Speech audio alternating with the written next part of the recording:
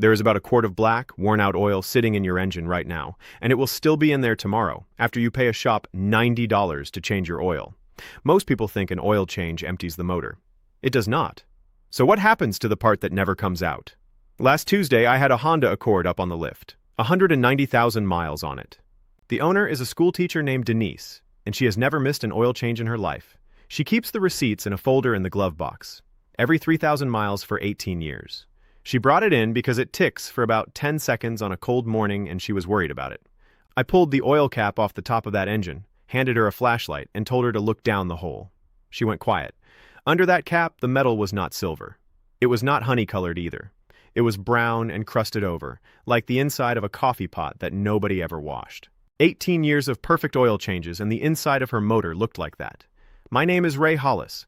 My father opened our shop in 1962, and I have been under cars in that same building since I was 15 years old. 41 years.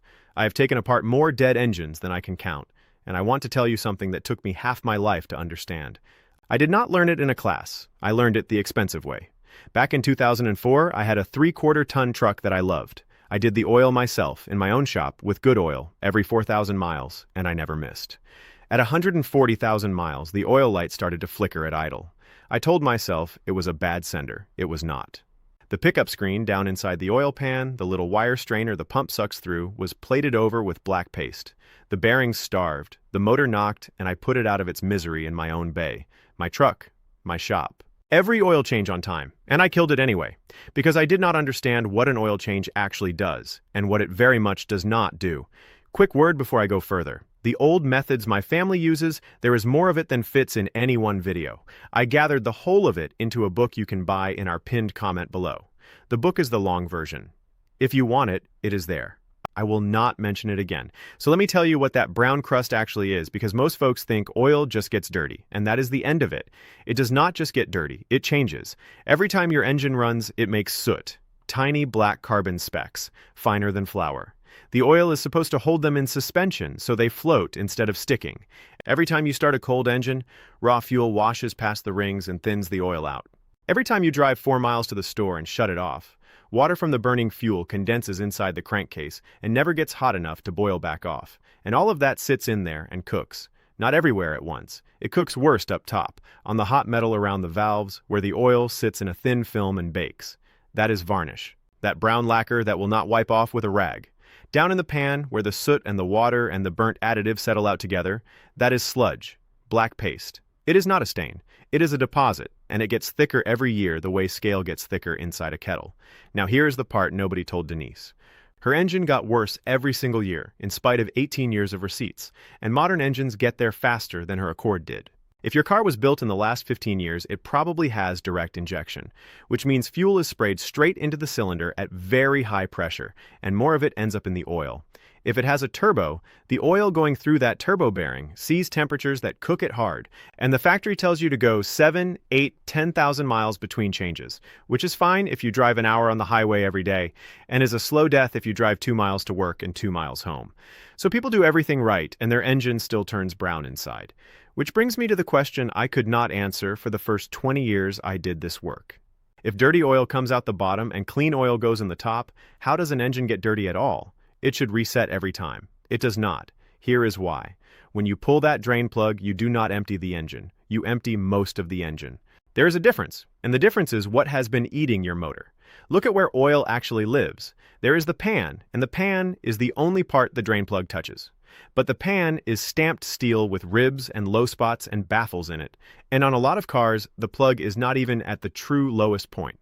There is oil up in the head, sitting in the valley and around the camshafts, and gravity brings some of that down, but not all of it. There is oil in the galleries, which are the drilled passages through the block that feed the bearings. Those stay wet. There is oil inside the lifters. There is oil in the oil cooler if you have one, and that thing can hold a good cup all by itself. There is oil in the line that feeds the turbo. Add it all up, and on most cars you are leaving somewhere between half a quart and a full quart behind. On a 5-quart engine, that is 1/5 of your oil. And it is not average oil. It is the worst oil in there. It is the oil that settled, the oil carrying the soot, the oil with the additive package already used up. So you pour in 5 quarts of beautiful new oil, and within 30 seconds of running, it is not new anymore. It is 85% new. You just diluted the old stuff. That is what an oil change is. That is all it has ever been. You have never changed your oil in your life. You have only ever diluted it. And here is why that compounds instead of evening out. Varnish is sticky. It builds up on the oil control rings, which are the thin rings at the bottom of the piston whose only job is to scrape excess oil off the cylinder wall. When varnish glues those rings into their grooves, they stop scraping. Now the engine burns a little oil. Burning oil makes more soot. More soot makes more varnish. More varnish sticks the rings tighter. That is why an engine that burned nothing at 80,000 miles is a quart low every 1,500 miles at 160. It did not wear out. It gummed up. Same thing happens down at the pickup screen. Every year a little more paste plates onto that mesh. Nothing dramatic. Then one winter morning you get a flicker on the oil light, and by then the bearings have been running hungry for months. And on newer engines there are fine screens that feed the timing gear solenoids, and when those clog, you get a check engine light, a rough idle, and a shop bill for parts that were not broken. So let us talk money for a second, because this is where it gets stupid. A replacement engine installed in a normal car runs $4,000 to $8,000 right now. On most cars over 10 years old, that is more than the car is worth, so the car goes to the yard. Meanwhile, the bottle that would have prevented it costs about $15. And I want to be careful here, because I am not telling you there is a conspiracy. There is not. It is simpler than that. A quick lube shop is paid on how many cars go through the bay. 15 minutes a car. Plug out, plug back in, inside of 4 minutes. Nobody in that building is paid to let a pan drip for half an hour. That is not evil. That is just how the work gets priced. But it means the job that gets done to your car is the fast version, and the fast version leaves the most behind. All right, here's what I actually do, in the order I do it, and you can do all of it in your own driveway on a Saturday morning. First step, drive it hot, not warm, hot. 20 minutes of real driving until the thermostat has opened and the heater blows hot air for 10 straight minutes. Here is the trick, and it is the one most people skip because they are in a hurry. Hot oil holds the soot up in suspension so it goes out the drain hole with the oil. Lukewarm oil lets that soot settle back down onto the metal while it drains, so you leave your dirt behind and take your clean oil out. Warm is not hot. Drive it. Second step, the clean out. With the engine hot, park it, shut it off, and pour a bottle of engine flush into the oil fill hole on top.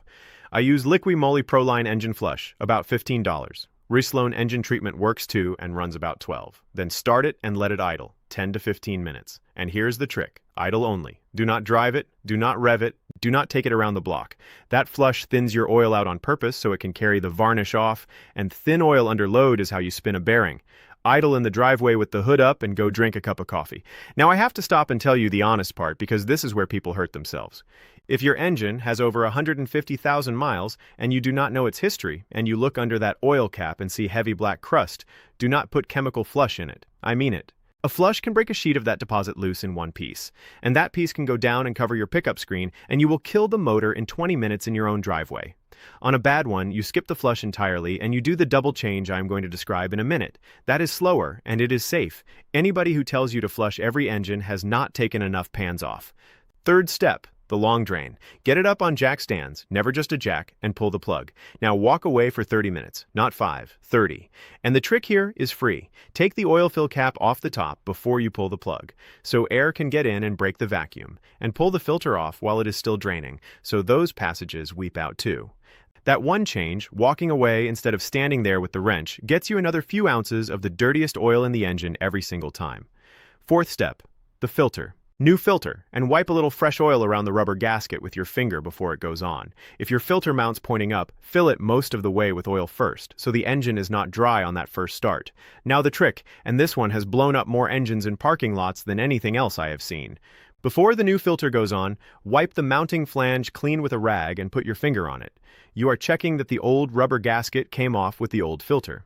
Sometimes it sticks to the engine, and if you spin a new filter on over the old gasket, it will hold pressure for about 4 minutes and then dump every drop of your oil onto the road. Check every time. Every time. And put a new crush washer on the drain plug. They cost 50 cents, and torque the plug to the number in your manual, which on most cars is somewhere between 18 and 30 foot-pounds. Fifth step, the second change. This is the one that finishes the job.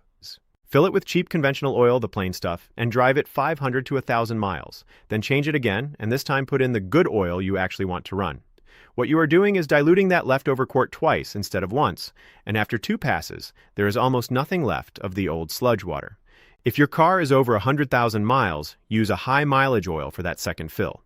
The seal conditioner in it swells the old rubber back up a little and stops a lot of small leaks before they start. Cost of the whole business: 15 for the flush, maybe 40 for the extra oil and filter, so about $55 over what you were going to spend anyway. What you should expect, honestly. The cold start tick usually quiets down inside 2 weeks. Oil burning takes longer, and you will see it come down across those 2 changes as the rings free up. And I will not lie to you, this fixes a dirty engine. It does not fix a worn one. If you have a rod knock, this will not touch it. What it does is stop a good engine from being slowly buried alive. Now let me back up and tell you why any of this matters, because it is not really about oil. On most cars on the road today, the engine is half of what the car is worth. When it dies, the car dies. It goes on a truck and gets crushed, and everything else about that car, the good transmission, the new tires, the seats, the paint you kept clean for 9 years, all of it goes with it. And the thing that killed it was not a broken part. It was a buildup you could have washed out for the price of a pizza. I have watched families lose a car they could not afford to replace over exactly this. Not once. Many times. My father said something to me when I was maybe 19, standing over a pan we had just dropped, both of us looking at an inch of black paste in the bottom of it. He said, "Nothing in here wears out from running. It wears out from what gets left behind." I did not understand him then. I understand him now. Engines are not fragile. They are simple and they are tough, and they will run for 300,000 miles if you let them. What kills them is accumulation. Slow, quiet, patient accumulation that never shows up on any gauge until the day it shows up all at once. And the entire industry around your car is built to sell you the fast version of the job, not because anyone is lying to you, because fast is what gets paid. So here is what I want you to do tonight, and it costs you nothing and takes 2 minutes. Go out to your driveway, pop the hood, find the oil fill cap on top of the engine, the one with the little oil can symbol on it, and twist it off. Now take your phone, turn the light on, and shine it straight down that hole at the metal underneath. If what you see is silver or a light honey color, you are in good shape, and you can put the cap back on and sleep well. If it is brown and looks a little sticky, you are on the way, and you should do the flush and the double change this month. If it is black encrusted and looks like the inside of a chimney, skip the chemical flush, do the double change with the short interval, and come back and do it again in 1,000 miles. Then get in the habit. Change it a little sooner than the book says if you drive short trips. Drive it hot before you drain it. Let it drip for half an hour. Check that gasket. That is the whole thing. Then come down to the comments and tell me what color you saw under your cap, and tell me the make, the model, and the miles on it. I read them.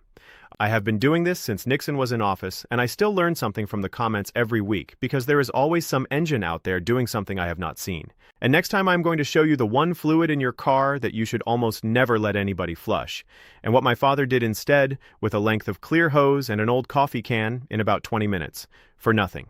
It saved more transmissions than any machine ever hooked to a car. Until then, drive it hot, let it drip, and check that gasket every time.